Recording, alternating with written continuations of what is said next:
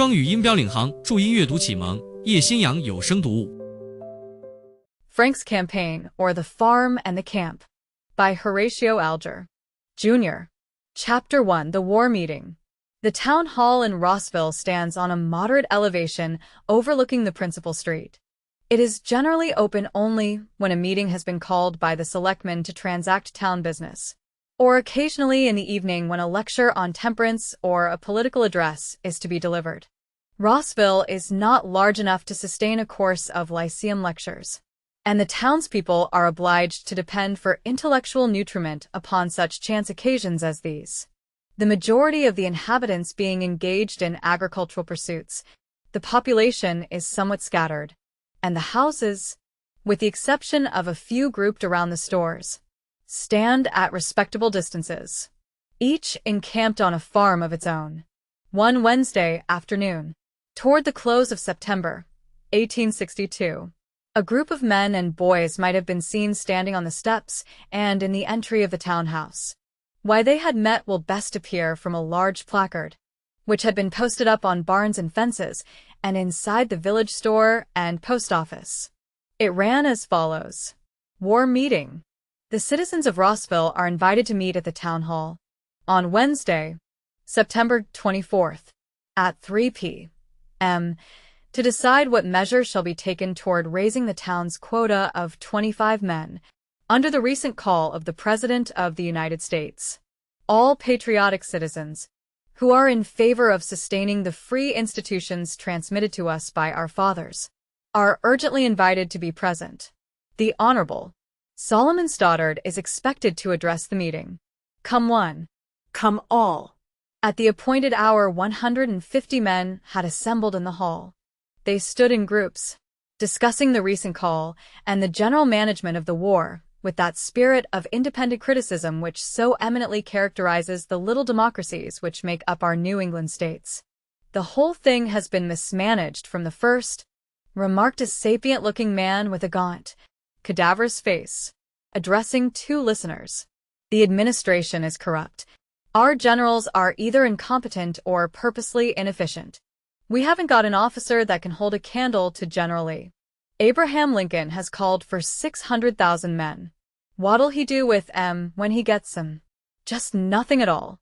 They'll melt away like snow. And then he'll call for more men. Give me a third of 600,000, and I'll walk into Richmond in less than 30 days. A quiet smile played over the face of one of the listeners. With a slight shade of irony in his voice, he said, "If such are your convictions, Mr. Holman, I think it a great pity that you are not in the service. We need those who have clear views of what is required in the present emergency. Don't you intend to volunteer?" "I," exclaimed the other with lofty scorn. "No. Sir, I wash my hands of the whole matter. I ain't clear about the justice of warring upon our erring brethren at all. I have no doubt they would be inclined to accept overtures of peace if accompanied with suitable concessions. Still, if war must be waged, I believe I could manage matters infinitely better than Lincoln and his cabinet have done." "Wouldn't it be well to give them the benefit of your ideas on the subject?" suggested the other quietly. "Ahem," said Mr. Holman, a little suspiciously. "What do you mean, Mr. Frost?" "Only this, that if, like you, I had a definite scheme, which I thought likely to terminate the war, I should feel it my duty to communicate it to the proper authorities, that they might take it into consideration." "It wouldn't do any good," returned Holman, still a little suspicious that he was quietly laughed at. "They're too set in their own ways to be changed." At this moment there was a sharp rap on the table, and a voice was heard, saying, "The meeting will please come to order." The buzz of voices died away, and all eyes were turned toward the speaker's stand. "It will be necessary to select a chairman to preside over your deliberations," was next heard. "Will anyone nominate?" "I nominate Dr. Plunkett," came from a man in the corner. The motion was seconded, and a show of hands resulted in favor of the nominee. A gentlemanly-looking man with a pleasant face advanced to the speaker's stand, and with a bow made a few remarks to this effect: "Fellow citizens, this is new business to me. As you are doubtless aware, my professional engagements have not often allowed me to take part in the meetings which from time to time you have held in this hall. On the present occasion, however, I felt it to be my duty, and the duty of every loyal citizen, to show by his presence how heartily he approves the object which has called us together. The same consideration will not suffer me to decline the unexpected responsibility which you have devolved upon me. Before proceeding farther, I would suggest that a clerk will be needed to complete the organization. A young man was nominated and elected without opposition. Dr. Plunkett again addressed the meeting. It is hardly necessary, he said, to remind you of the object which has brought us together. Our forces in the field need replenishing. The rebellion has assumed more formidable proportions than we anticipated. It is quite clear that we cannot put it down with one hand. We shall need both. Impressed with this conviction, President Lincoln has made an extraordinary levy upon the country. He feels that it is desirable to put down the rebellion as speedily as possible, and not suffer it to drag through a series of years. But he cannot work single-handed. The loyal states must give their hearty cooperation. Our state, though inferior in extent and population to some others, has not fallen behind in loyal devotion, nor, I believe, will Rossville be found wanting in this emergency. 25 men have been called for. How shall we get them? This is the question which we are called upon to consider.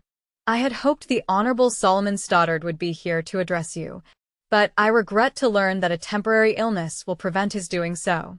I trust that those present will not be backward in expressing their opinions. Mr. Holman was already on his feet.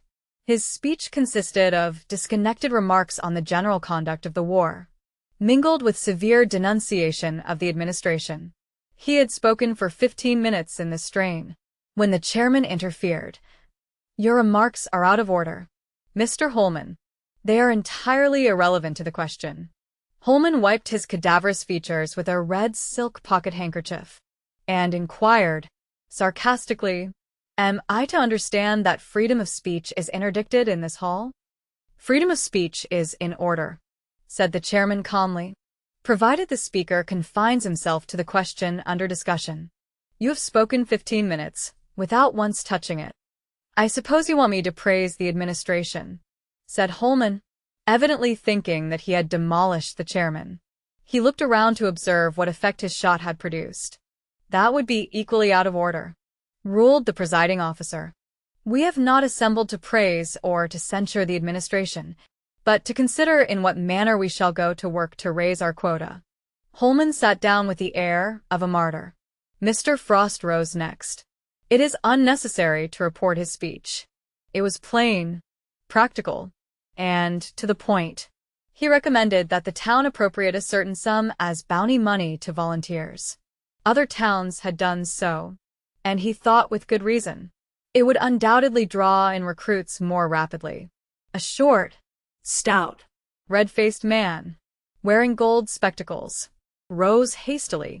Mr. Chairman, he commenced, I oppose that suggestion. I think it calculated to work serious mischief. Do our young men need to be hired to fight for their country? I suppose that is what you call patriotism. For my part, I trust the town will have too much good sense to agree to any such proposition. The consequence of it would be to plunge us into debt and increase our taxes to a formidable amount. It may be remarked that Squire Haynes, the speaker, was the wealthiest man in town, and, of course, would be considerably affected by increased taxation. Even now he never paid his annual tax bill without an inward groan, feeling that it was so much deducted from the sum total of his property. Mr. Frost remained standing while Squire Haynes was speaking, and at the close continued his speech. Squire Haynes objects that my proposition, if adopted, will make our taxes heavier. I grant it, but how can we expect to carry on this gigantic war without personal sacrifices? If they only come in the form of money, we may account ourselves fortunate. I take it for granted that there is not a man here present who does not approve the present war, who does not feel that we are waging it for good and sufficient reasons. Here Mr. Holman moved uneasily in his seat, and seemed on the point of interrupting the speaker, but for some reason forbore. Such being the case, we cannot but feel that the burden ought to fall upon the entire community, and not wholly upon any particular portion. The heaviest sacrifices must undoubtedly be made by those who leave their homes and peril life and limb on the battlefield. When I propose that you should lighten that sacrifice so far as it lies in your power, by voting them a bounty, it is because I consider that money will compensate them for the privations they must encounter and the perils they will incur. For that, they must look to the satisfaction that will arise from the feeling that they have responded to their country's call, and done something to save from ruin the institutions which our fathers transmitted as a sacred trust to their descendants. Money cannot pay for loss of life or limb, but some of them leave families behind. It is not right that these families should suffer because the fathers have devoted themselves to the sacred cause of liberty. When our soldiers go forth, enable them to feel that their wives and children shall not lack for the necessaries of life. The least that those who are privileged to stay at home can do is to tax their purses for this end. Mr. Chairman, said Squire Haynes sarcastically, I infer that the last speaker is intending to enlist. Mr. Frost's face flushed at this insinuation. Squire Haynes chooses to impute to me interested motives. I need enter into no defense before an audience to whom I am well known. I will only inquire whether interested motives have nothing to do with his opposition to voting bounties to our soldiers? This was such a palpable hit that Squire Haynes winced under it, and his red face turned redder as he saw the smiles of those about him. Impudent puppy, he muttered to himself. He seems to forget that I have a mortgage of $800 on his farm. When the time comes to foreclose it, I will show him no mercy. I'll sell him out, root and branch. Mr. Frost could not read the thoughts that were passing through the mind of his creditor. They might have given him a feeling of uneasiness, but would not in the least have influenced his action. He was a man loyal to his own convictions of duty, and no apprehension of personal loss would have prevented his speaking in accordance with what he felt to be right. The considerations which had been urged were so reasonable that the voters present, with very little opposition, voted to pay $150 to each one who was willing to enlist as one of the town's quota. A list was at once opened, and after the close of the meeting 4 young men came forward and put down their names. Amid the applause of the assembly, I wanted to do it before, said John Drake, one of the number, to Mr. Frost, but I've got a wife and 2 little children dependent upon me for support. I couldn't possibly support them out of my $13 a month, even with the state aid. But your motion has decided me. I could do better by staying at home, even with that. But that isn't the question. I want to help my country in this hour of her need. And now that my mind is at ease about my family, I shall cheerfully enter the service. And I know of no one who will make a better soldier, said Mr. Frost heartily. Chapter 2. The Prize. A few rods distant from the town hall, but on the opposite side of the street, stood the Rossville Academy. It had been for some years under the charge of James Rathburn, A.M., a thorough scholar and a skillful teacher. A large part of his success was due to his ability in making the ordinary lessons of the schoolroom interesting to his scholars. Some 40 students attended the academy, mostly from the town of Rossville. Mr. Rathburn, however, received a few boarders into his family. There were 3 classes in the Latin language, but the majority of those who had taken it up stopped short before they had gone beyond the Latin reader. One class, however, had commenced reading the Aeneid of Virgil, and was intending to pursue the full course of preparation for college, though in regard to one member of the class there was some doubt whether he would be able to enter college. As this boy is to be our hero, we will take a closer look at him. Frank Frost is at this time in his 16th year. He is about the medium size, compactly made, and the healthful color in his cheeks is good evidence that he is not pursuing his studies at the expense of his health. He has dark chestnut hair, with a slight wave, and is altogether a fine-looking boy. At a desk behind him sits John Haynes, the son of Squire Haynes, introduced in our last chapter.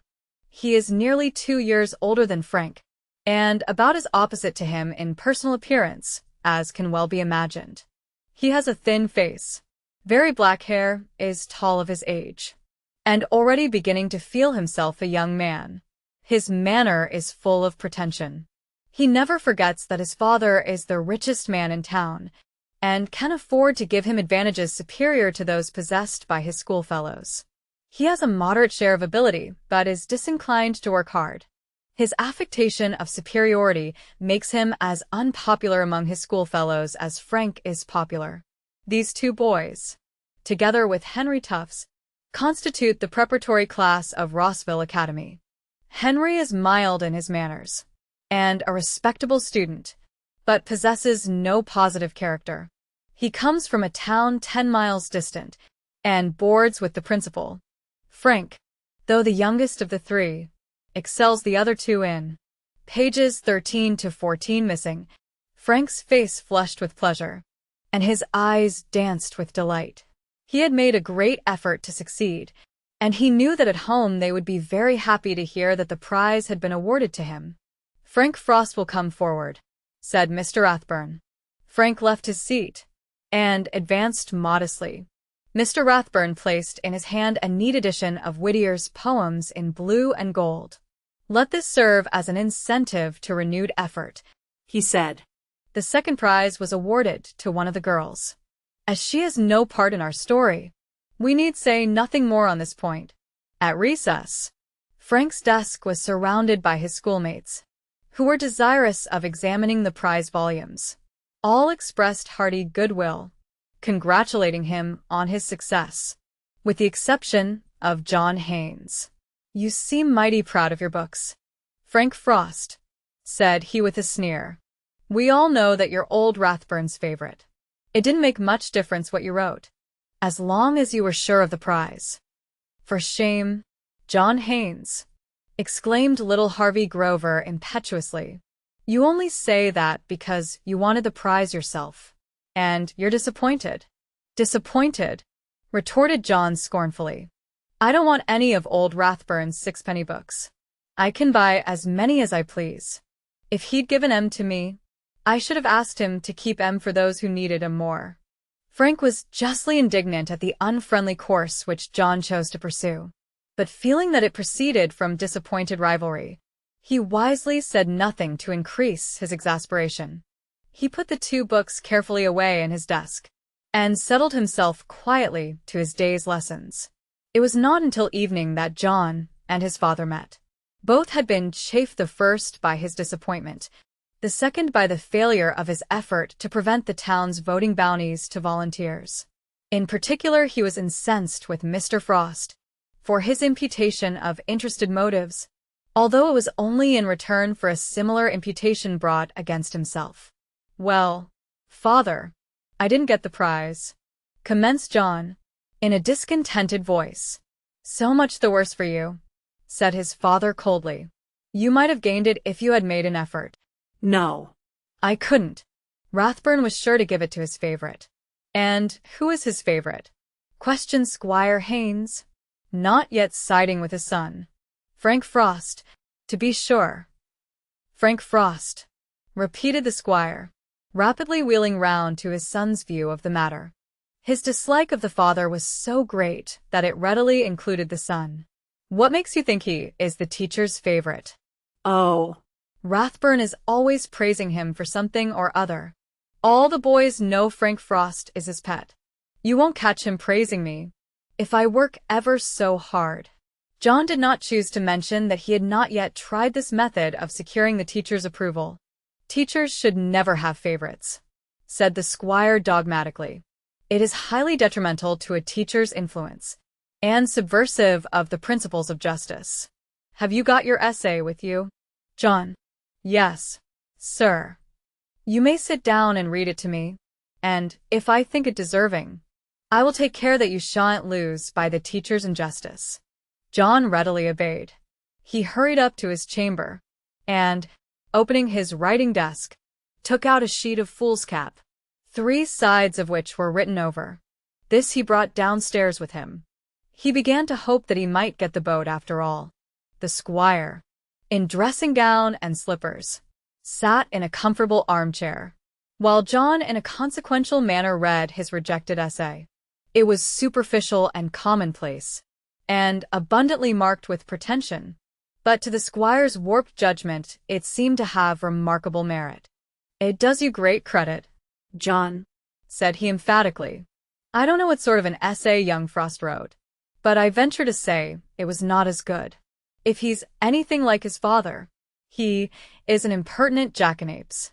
John pricked up his ears and listened attentively.